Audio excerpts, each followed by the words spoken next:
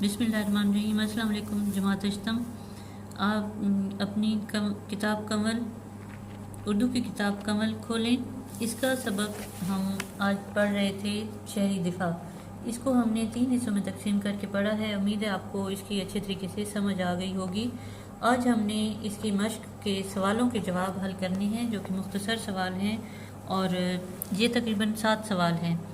ये मैंने सवाल और उनके जवाब साथ में लिखे हैं। आप इनको नोट करें, समझें और फिर इनको ज़ुबानी आपने याद करना है। इसका पहला सवाल है, शहरी दिफा की तंजीम का नारा क्या है? शहरी दिफा की तंजीम का नारा है, जिसने एक जान बचाई उसने पूरी दुनिया की हिफाजत की। दूसरा सवाल है कि शहरी दिफा की तंजीम किन ममालिक में मौजूद है? इसका जवाब है कि दुनिया के तमाम मुल्कों में शहरी दिफा की तंजीम मौजूद है। फिर है कि पाकिस्तान में ये तंजीम किन लोगों पर मुश्तमिल है? पाकिस्तान में ये तंजीम रज़ाकाराना तौर पर काम करने वाले मुहिब्बे वतन और इंसान दोस्त लोगों पर मुश्तमिल है।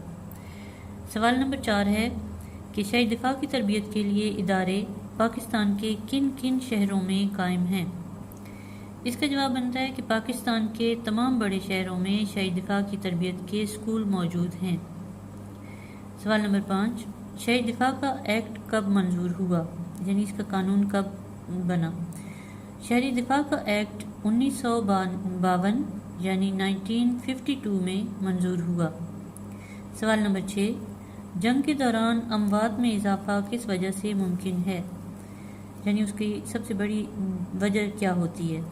इसका जवाब है कि जंग के दौरान ज़ख्मियों की देखभाल मुनासिब और बर वक्त न हो पाए तो अमवात में बहुत ज़्यादा इजाफे का ख़तरा होता है। सवाल नंबर 7, जो कि आखिरी सवाल है कि महकमा शहरी दिफा की वेबसाइट लिखिए। महकमा शहरी दिफा की वेबसाइट ये है www.civildefense.government.pk। ये 7 सवाल हैं। इनको आपने अच्छे तरीके से नोट कर लेना है अपने रफ रजिस्टर पर, फिर उनको ज़ुबानी याद करना है। अल्लाह हाफ़िज़।